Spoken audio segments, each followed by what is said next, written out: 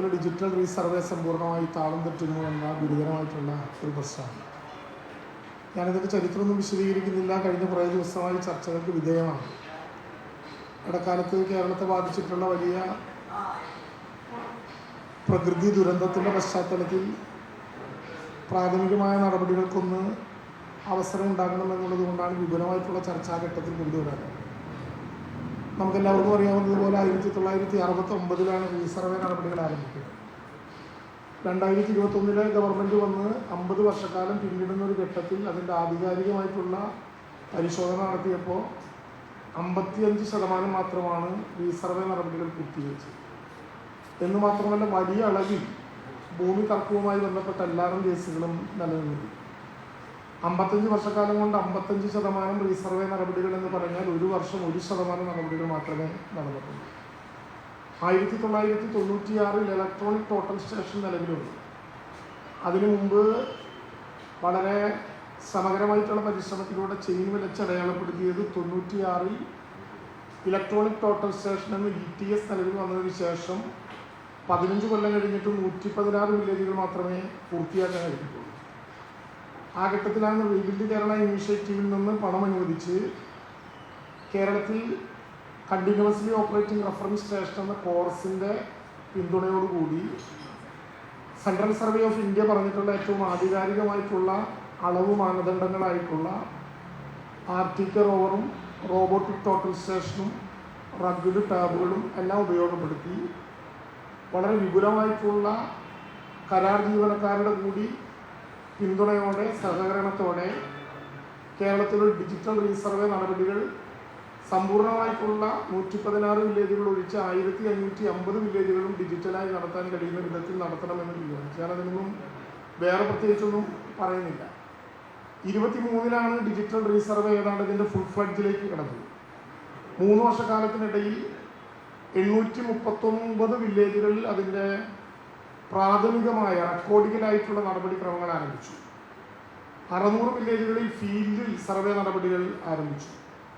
ബഹുമാനപ്പെട്ട റവന്യൂ വകുപ്പ് മന്ത്രി തന്നെ പുതിയതുപോലെ പറഞ്ഞതുപോലെ 251 വില്ലേജുകളിൽ സർവേ നടപടികൾ തർക്കങ്ങൾ ഉൾപ്പെടെ സ്വീകരിച്ചു പരിഹരിച്ച് 251 വില്ലേജുകളിൽ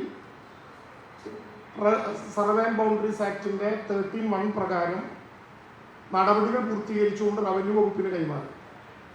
അതിനു പുറമെ 134 വില്ലേജുകളിൽ കൂടി ഇതിൻ്റെ ആദ്യഘട്ടം എന്ന നിലയിൽ 9(2) പൂർത്തീകരിച്ചു. ഈ റവന്യൂ രേഖകളായി സർവേ പൂർത്തീകരിച്ച എല്ലായിടങ്ങളിലും കേരളത്തിലെ ഇന്ത്യക്ക് തന്നെ മാതൃകയായി രജിസ്ട്രേഷൻ വകുപ്പിൻ്റെ പോർട്ടലായിട്ടുള്ള പേളും റവന്യൂ വകുപ്പിൻ്റെ പോർട്ടലായിട്ടുള്ള റിലീസും സർവേ വകുപ്പിൻ്റെ പോർട്ടലായിട്ടുള്ള ഇമാപ്പും കൂട്ടിച്ചേർത്ത് ഇന്ത്യയുടെ ചരിത്രത്തിൽ ആദ്യമായി എൻ്റെ ഭൂമി എന്ന പേരിൽ ഒരു ഇൻ്റഗ്രേറ്റഡ് പോർട്ടൽ നിലവിൽ വന്നു. ഒരു ചെറിയ കാര്യമല്ല.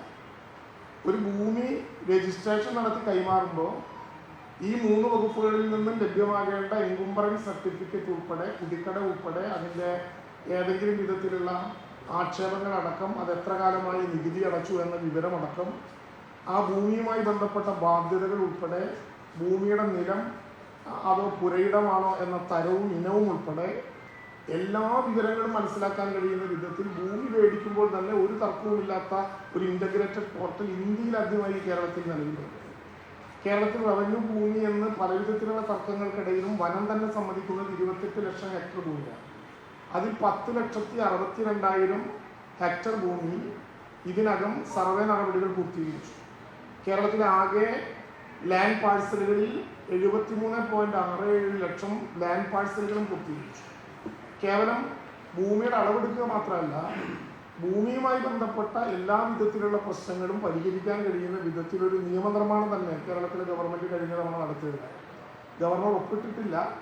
എന്താണ് പ്രശ്നമെന്ന് ഗവർണർക്ക് മാത്രമേ അറിയുള്ളൂ. അതായത് 10 സെൻറ്റ് ഭൂമി നമ്മുടെ കൈവശത്തിൽ തർക്കരഹിതമായി ഏതെങ്കിലും വിധത്തിൽ സർക്കാരിൻ്റെ അതിരു പങ്കിടാത്ത വിധത്തിൽ കൃത്യമായി നമ്മുടെ കയ്യിലുണ്ടെങ്കിൽ, അതിലൊരു കേസും നിലനിൽക്കുന്നില്ലെങ്കിൽ, അളന്നാൽ 10 സെൻറ്റ് 12 സെൻറ്റായി അധികമായി കണ്ടാൽ അധികമായി വരുന്ന സ്വകാര്യ ഭൂമി ക്രമവൽക്കരിക്കാനുള്ള അവസരം ഉൾപ്പെടെ ഉണ്ടാക്കിക്കൊണ്ട് കേരളത്തിൽ ഏറ്റവും ആദ്യം 57 ഗവൺമെൻറ് വന്നതിന് ശേഷം ഐക്യ കേരളത്തിൽ ഇതുവരെ കണ്ടിട്ടില്ലാത്ത സെറ്റിൽമെൻറ്റ് ആക്റ്റും കേരളം പാസ്സാക്കി. കേരളത്തിൻ്റെ നിയമസഭ ഏകകണ്ഠമായി പാസ്സായി. ഇതിനൊരു ലക്ഷ്യം നാം പ്രിസൻറ്റീവ് ടൈറ്റിലിൽ നിന്ന് കൺക്ലൂസീവായ ടൈറ്റിലിലേക്ക് കേരളത്തെ കൊണ്ടുപോകാനൊരു വഴി.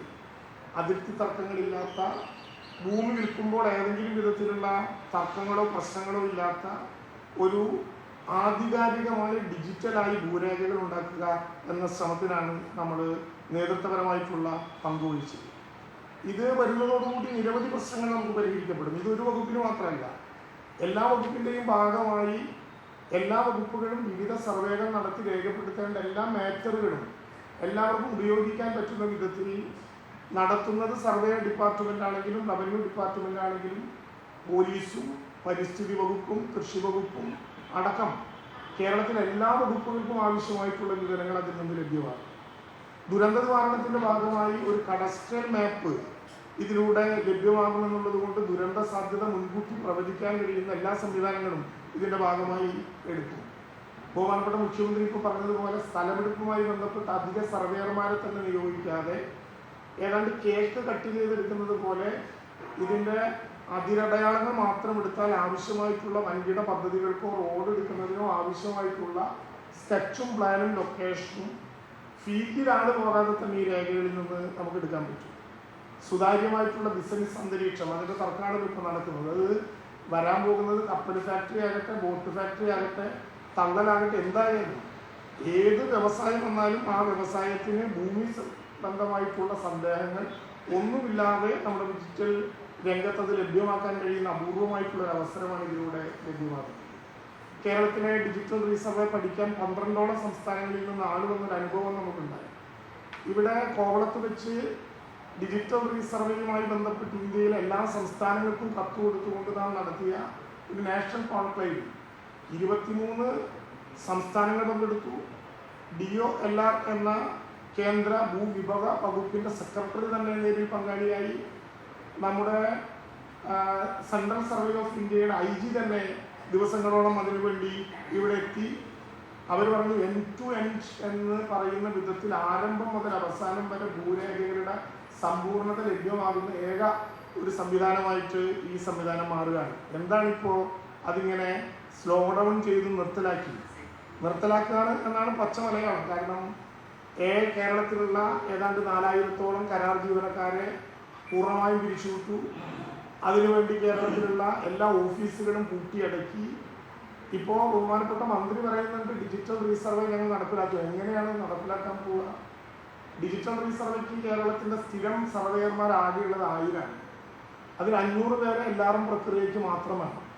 ബാക്കി 500 പേരെ വെച്ച് ഈ പറയുന്ന ഇപ്പോൾ പൂർത്തിയാക്കപ്പെട്ടതിൻ്റെ ബാക്കി വരുന്ന വില്ലേജുകളിൽ ഡിജിറ്റൽ റീസർവേ നടപടികൾ നടക്കില്ലെന്ന് മാത്രമല്ല, ഇപ്പോൾ ഒരു മുന്നറിയിപ്പുമില്ലാതെ അത് നിർത്തുക. 4 മാസക്കാലത്തെ ശമ്പളം പോലും കൊടുക്കാതെ വളരെ പാവപ്പെട്ട സാധാരണക്കാരായ മഹാഭൂരിപക്ഷം സ്ത്രീകൾ കൂടി പങ്കാളിയാകുന്ന ഒരു സർവേ ഡിപ്പാർട്ട്മെൻറ്റിൽ കോൺട്രാക്ടർ സ്റ്റാഫായി ഇത് കഴിയും വരെ നിയമിച്ച സർവേ ഡിപ്പാർട്ട്മെൻറ്റിലെ ജീവനക്കാർക്ക് ഏതെങ്കിലും ഇന്ദിരാ അവരെ പിരിച്ചുവിടുക എന്ന ദയനീയതയ്ക്ക് കേരളം സാക്ഷ്യം വഹിക്കുകയാണ്.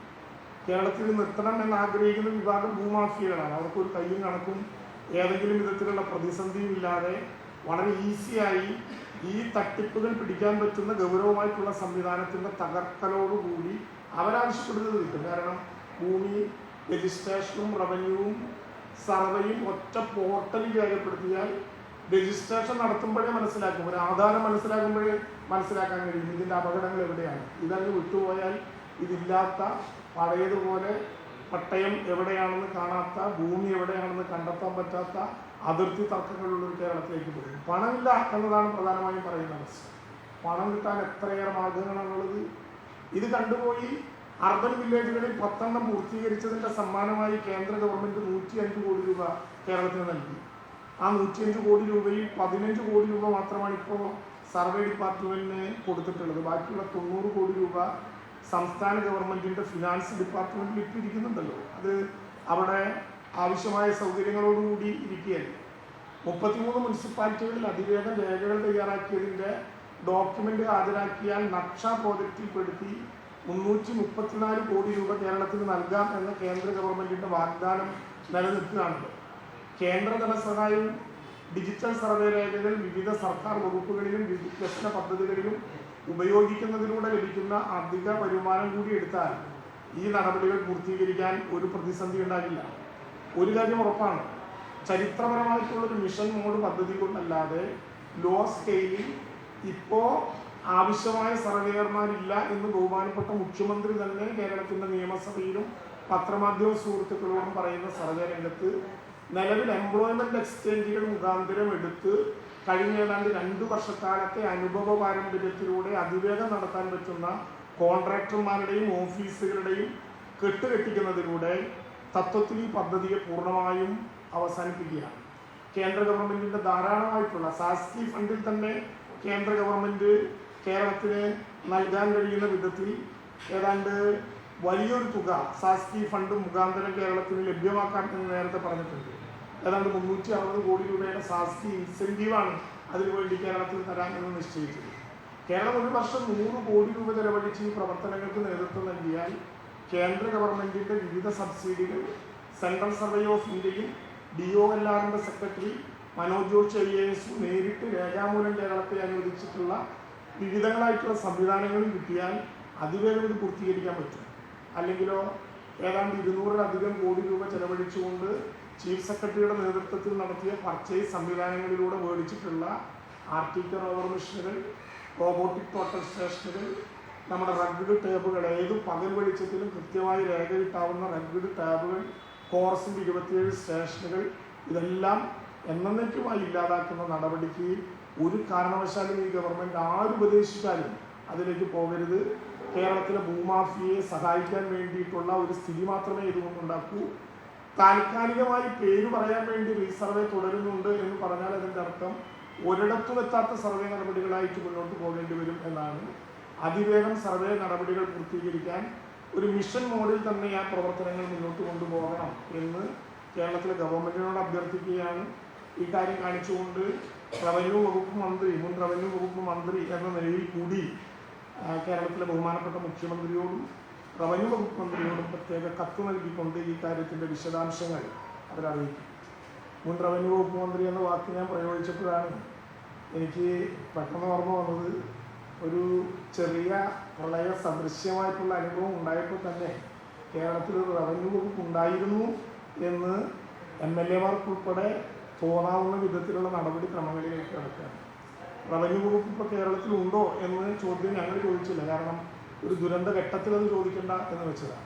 പക്ഷെ ഞങ്ങളെപ്പോലും തോൽപ്പിച്ചുകൊണ്ട് പത്തനംതിട്ട ജില്ലയിലെ കോൺഗ്രസിൻ്റെ ബഹുമാന്യരായിട്ടുള്ള 2 MLA-മാർ ഇപ്പോൾ റവന്യൂ വകുപ്പ് ഉണ്ടോ എന്ന ചോദ്യം തന്നെ ചോദിക്കാൻ ഇടയായതായി കാണാൻ കഴിയും.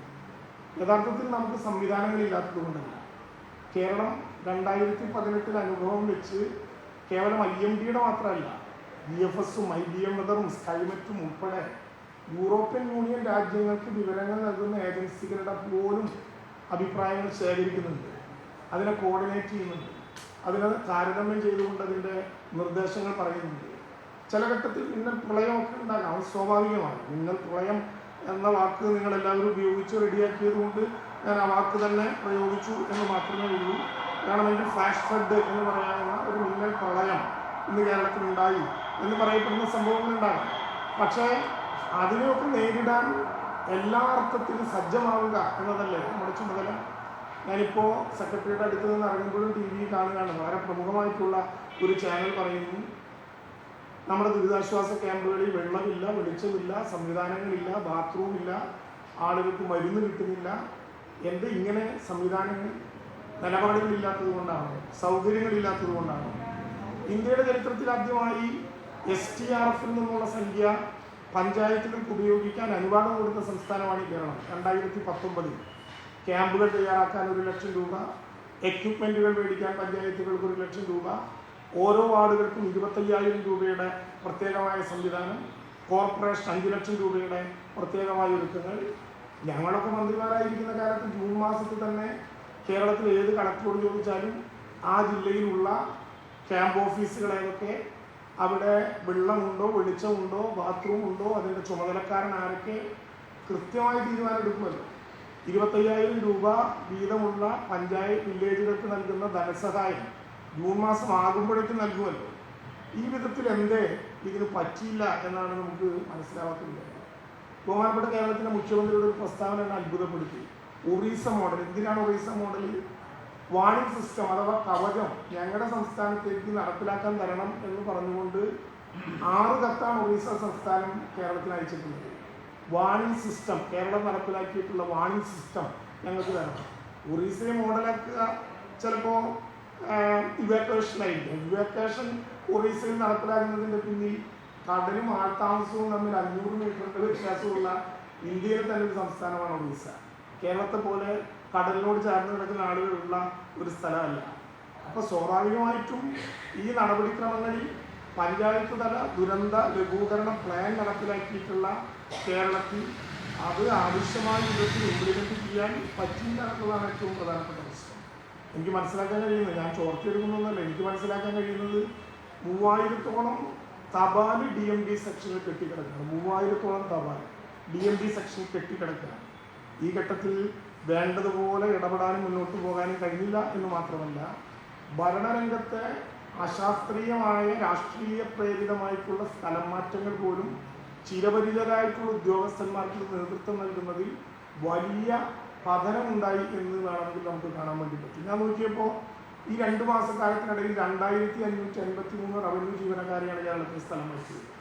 അതിൽ 559 പേർ വില്ലേജ് ഓഫീസർമാരാണ്. ഞാൻ ജൂൺ മാസത്തിൽ കേരളത്തിൻ്റെ നിയമസഭയിൽ സ്ഥലം മാറ്റവുമായി ബന്ധപ്പെട്ട ഒരു അടിയന്തര പ്രമേയത്തിൽ ഈ ഗവൺമെൻറ്റിനോട് സവിനയം അഭ്യർത്ഥിച്ചതാണ്. 2 കാരണങ്ങളാണ്. ഒന്ന്, ജൂൺ മാസത്തിൽ മെയ് മാസത്തിൽ നമ്മുടെ കുട്ടികൾക്ക് പഠനാവശ്യത്തിന് വേണ്ടിയിട്ടുള്ള സർട്ടിഫിക്കറ്റ് കൊടുക്കാൻ. 2, ഓഗസ്റ്റ് മാസം വരെയെങ്കിലും മഴയുടെ ആദ്യ ക്വാർട്ടറിൽ ചിരപരിചിതരായ നാടുമായി ബന്ധമുള്ള അതുമായി ബന്ധപ്പെട്ട് ഇടപെടാൻ പറ്റുന്ന വില്ലേജ് ഓഫീസർമാരെ ബന്ധപ്പെട്ടവരെ ഒരു കാരണവശാലും സ്ഥലം മാറ്റരുത്. രാഷ്ട്രീയപരമായ പ്രശ്നങ്ങളുണ്ടാകും. അത് ഓഗസ്റ്റ് മാസത്തിന് ശേഷം ആവശ്യമായിട്ടുള്ള ശത്രുതാ നടപടികൾ എടുക്കണമെങ്കിൽ എടുക്കാം, വിരോധമൊന്നുമില്ല. ആദ്യത്തെ ദിവസം തന്നെ മുഖ്യമന്ത്രിക്ക് വേണ്ടി മറുപടി പറഞ്ഞത്, പിന്നെ വൈദ്യുത മന്ത്രി പറഞ്ഞു ഞങ്ങൾ അധികാരത്തിൽ വന്നപ്പോൾ ചില മാറ്റങ്ങളൊക്കെ നടത്തിക്കോട്ടെ. പക്ഷെ ഈ കീ പോയിന്റിൽ ഇരുന്ന് ഇപ്പോൾ പത്തനംതിട്ട ജില്ലയിലാണല്ലോ ഏറ്റവും വലിയ പ്രശ്നം ഉണ്ടായത്. ഒരു മാസത്തിനിടെ 13 വില്ലേജ് ഓഫീസർമാരടക്കം 117 പേരെയാണ് സ്ഥലം മാറ്റിയത്. അതിൽ 21 പേർ സ്പെഷ്യൽ വില്ലേജ് ഓഫീസർമാർ, 41 പേർ വില്ലേജ് അസിസ്റ്റന്റുമാർ, 11 പേർ ഫീൽഡ് അസിസ്റ്റന്റുമാർ. കോട്ടയത്ത് അതിനേക്കാൾ ഭീകരമാണ്. 161 പേരെ സ്ഥലം മാറ്റി.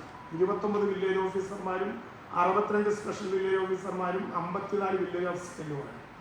ചങ്ങനാശ്ശേരിയും ഉൾപ്പെടെയുള്ള കോട്ടയം, ഈ ചെങ്ങന്നൂർ ഉൾപ്പെടെയുള്ള ആലപ്പുഴ 207 റവന്യൂ ജീവനക്കാരെ കൂട്ടത്തോടെ സ്ഥലം മാറ്റി. 59 വില്ലേജ് ഓഫീസർമാർ, 79 സ്പെഷ്യൽ വില്ലേജ് ഓഫീസർമാർ, 45 വില്ലേജ് അസിസ്റ്റന്റുമാർ.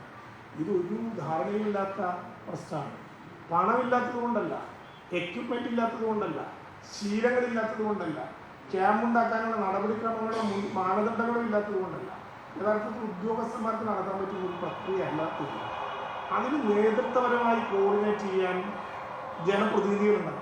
മനുഷ്യ മനസ്സ് ഉൾക്കൊള്ളാൻ പറ്റുന്ന ജനപ്രതിനിധികൾ. ജനകീയതയുടെ തെരഞ്ഞെടുപ്പിൽ ലീഡർഷിപ്പാണ്. അനുഭവങ്ങളിലൂടെ അതിന് നേതൃത്വം നൽകുന്ന ഒരു ലീഡർഷിപ്പ് ഉണ്ടാകും. എനിക്ക് വളരെ സങ്കടം തോന്നി. വളരെ അടുത്ത സുഹൃത്തായിട്ടുള്ള ഒരു ജനപ്രതിനിധി പറയുകയാണ്, ഞാൻ നോക്കിയപ്പോൾ പരാതികളുണ്ടായാൽ പരാതികളെ ഏതെങ്കിലും വിധത്തിലുള്ള അഹങ്കാരം കൊണ്ട് നേരിടാൻ പാടുള്ളൂ. അതിന് സ്നേഹം കൊണ്ടും ബന്ധം കൊണ്ടും നമ്മളെത്ര നേരിട്ടതാ നിങ്ങൾക്ക് എന്തെങ്കിലും അഭിപ്രായ പ്രകടനങ്ങൾ ഉണ്ടാകും.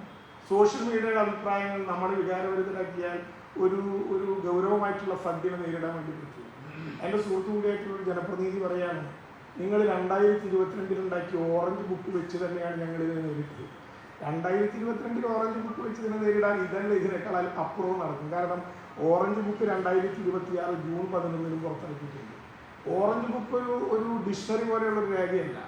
ഓരോ വർഷവും ആ ഘട്ടത്തിൽ അപകടകരങ്ങളായിട്ടുള്ള സ്ഥലങ്ങളെ ഉൾപ്പെടെ സൂചിപ്പിച്ചുകൊണ്ട് ഓരോ ഘട്ടത്തിലുമുള്ള മുന്നറിയിപ്പുകളെ ഉൾക്കൊണ്ടുകൊണ്ട് ഡിസാസ്റ്റർ മാനേജ്മെൻറ്റ് പ്രത്യേകമായി പഠിച്ച് അപകടകരങ്ങളായിട്ടുള്ള സ്ഥലങ്ങൾ ഏതൊക്കെ എന്ന് രേഖപ്പെടുത്തി അതിൽ കൂടുതൽ അപകടമുള്ള സ്ഥലങ്ങൾ ഏത്, മഴ വന്നാൽ ആളെ മാറ്റേണ്ട ക്യാമ്പുകൾ എവിടെ, ക്യാമ്പുകൾ രൂപീകരിക്കേണ്ടത് എവിടെ, ഇതെല്ലാം കൂടി വർണബിളായിട്ടുള്ള ഹൈലി വർണബിളായിട്ടുള്ള പ്രദേശങ്ങൾ ഉൾപ്പെടെ രേഖപ്പെടുത്തേണ്ട ഒന്നാണ് ഇത്. ഞാൻ വേറെ തർക്കത്തിന് പോകുകയല്ല. ഇതിനേക്കാൾ വലിയ മില്ലിമീറ്ററിൽ മഴ പെയ്തിട്ടില്ല. ഇപ്പോൾ എത്രയാണ്? 360 എണ്ണം. 500 മില്ലിമീറ്ററിലധികം മഴ ഒരേ ദിവസം 4-5 മണിക്കൂർ നിന്ന് പെയ്തതല്ലേ. ചൂരൽമലയിൽ മാർട്ടിൻ്റെ കുടുംബവും ആകെ പ്ലാപ്പിളിയിൽ മരിച്ചുപോയ 6 ബോഡികൾ ഞാൻ എടുത്തതാണ്. പൊക്കയാറും കൂട്ടിക്കലും 21 മനുഷ്യരുടെ മരണം അന്നുണ്ടായി. മരണത്തിൻ്റെ എണ്ണത്തെക്കുറിച്ചല്ല, അതിൻ്റെ ഭീകരതയെക്കുറിച്ചല്ല. അത് നേരിടാൻ ഏറ്റവും വിനയത്തോടെ എല്ലാവരെയും കൂട്ടിച്ചേർത്തുകൊണ്ടുള്ള ഒരു ജനകീയമായിട്ടുള്ള ഇടപെടലാണ് ഏറ്റവും ആവശ്യം. 2018 മുഖ്യമന്ത്രി നിരാഹാരമായിരുന്നു എന്നൊരു ചോദ്യം ഇപ്പോൾ ചോദിക്കേണ്ട കാര്യമുണ്ടോ? 2018 മുഖ്യമന്ത്രി ഉച്ചയ്ക്ക് കഴിച്ചത് എന്തൊക്കെയാണെന്ന് സംശയമുണ്ടെങ്കിൽ ആഭ്യന്തരമന്ത്രിയോട് ചോദിച്ചാൽ മതി. കാരണം അദ്ദേഹം പ്രതിപക്ഷ നേതാവായിരുന്നു. അവർ രണ്ടുപേരും റവന്യൂ മന്ത്രി, 3 പേരും ഒരുമിച്ചാണ് കേരളത്തിലെ ഈ ദുരന്ത മേഖലകളിലെല്ലാം പ്രത്യേക ഹെലികോപ്റ്ററിൽ യാത്ര ചെയ്ത്. അവർക്ക് 3 പേരോട് ചോദിച്ചാൽ നന്നായിട്ടറിയാം. നിരാഹാരമായിരുന്നു, ഉണ്ണാവൃതമായിരുന്നു, ഊണ് കഴിച്ചോ, വിഭവങ്ങൾ എന്തൊക്കെയായിരുന്നു. ഇങ്ങനെയല്ല അതിനെ നേരിടേണ്ടത്. തികഞ്ഞ വിനയത്തോടെ തുറന്ന മനസ്സോടെ എല്ലാവരെയും കൂട്ടിച്ചേർത്തുകൊണ്ടുള്ള ദുരന്ത നിവാരണ പ്രക്രിയ സർക്കാരിന് പൂർണ്ണമായിട്ടുള്ള പിന്തുണയാണ്. സർക്കാർ സംവിധാനങ്ങൾക്ക് പൂർണ്ണമായ പിന്തുണയാണ്. ഏതെങ്കിലും വിധത്തിൽ തെറ്റായിട്ടുള്ള സന്ദേശങ്ങൾ നൽകി ആ പ്രശ്നങ്ങളിൽ വഷളാക്കാൻ വേണ്ടി ആരും തയ്യാറാകരുത്. ഒറ്റക്കെട്ടായി ഒരു മനസ്സായി ദുരന്ത നിവാരണ പ്രവർത്തനങ്ങളിൽ പങ്കാളിയാകണം എന്ന് തന്നെയാണ് അഭ്യർത്ഥിക്കാനുള്ളത്.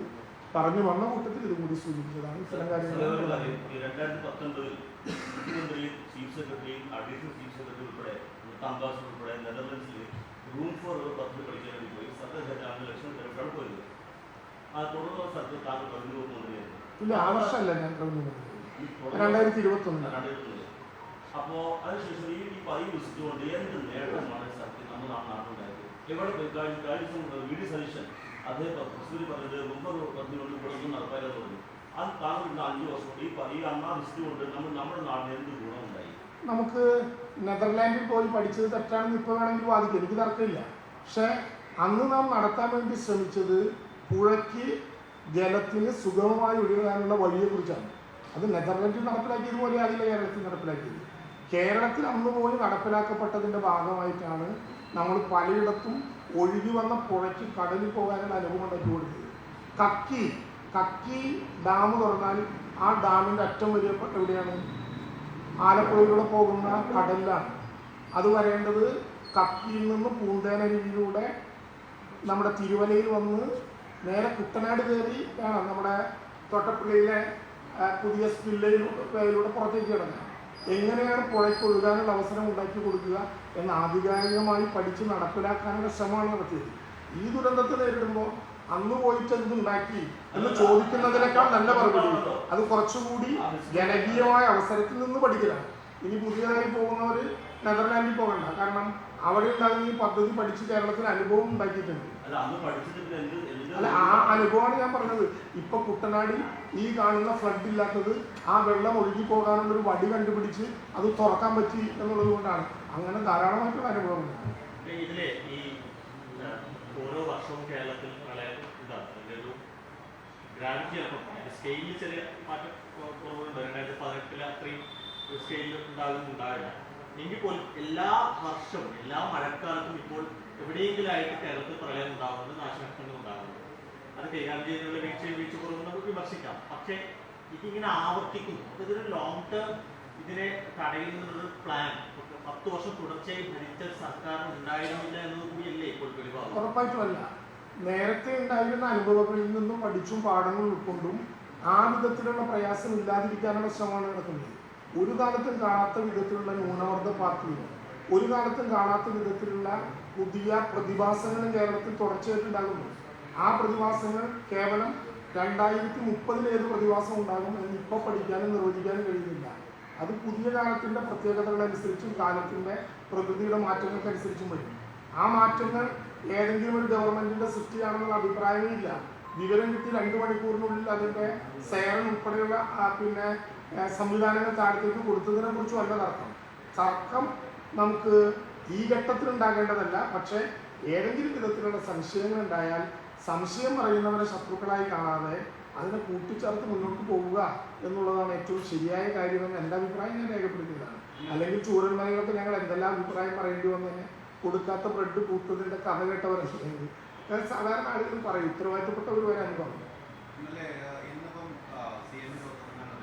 ഡാമുകളെയും നദികളെയും എല്ലാം റീസെറ്റ് ചെയ്യുന്നതിനെ പറ്റി എത്രത്തോളം പ്രായോഗികമാണ് ഇത്രയും വലിയ രാഷ്ട്രീയം? കാരണം ഒരു ടൈം ബൗണ്ട് ആയിട്ട് എങ്ങനെ കംപ്ലീറ്റ് ചെയ്യും? കാരണം എത്രത്തോളം ജലാശയങ്ങളുള്ള സംസ്ഥാനമാണ്, 44 റിവറുകൾ.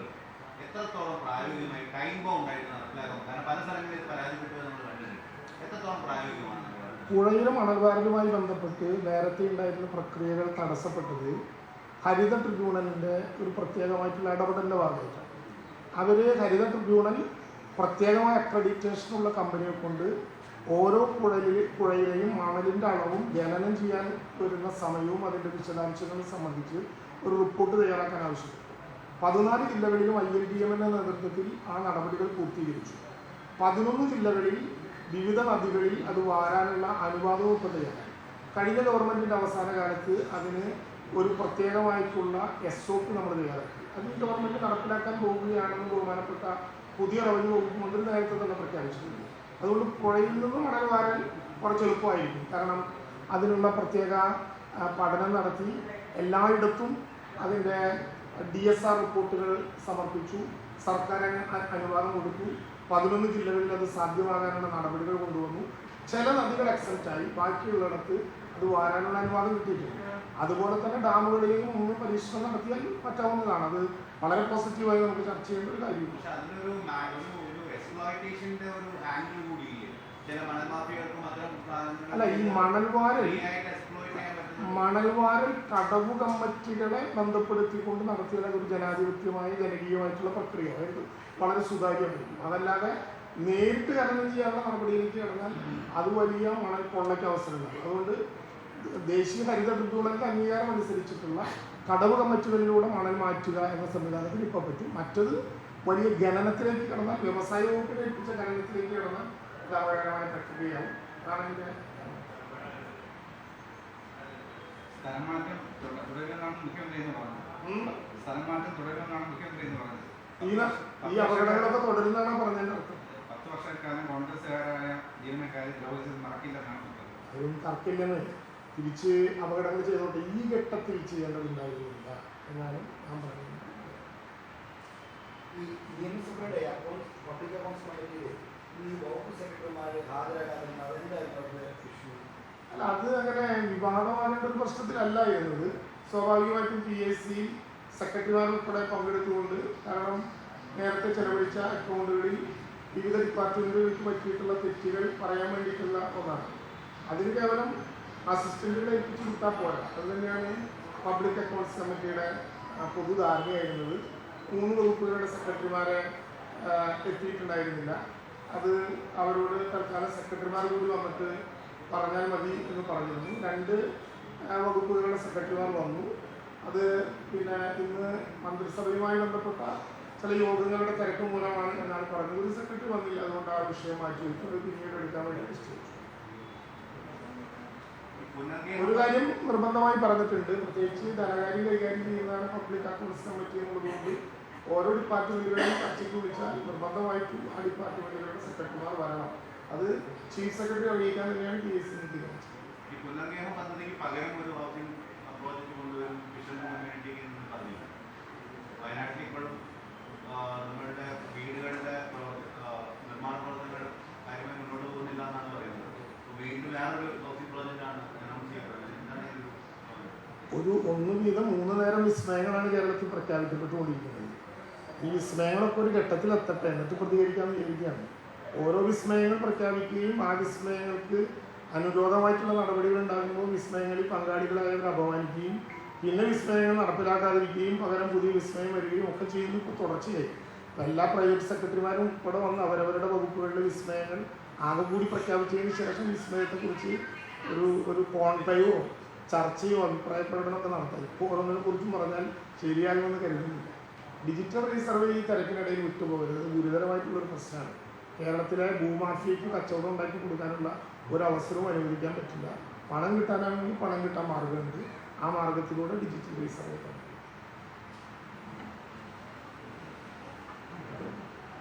വേറൊന്നും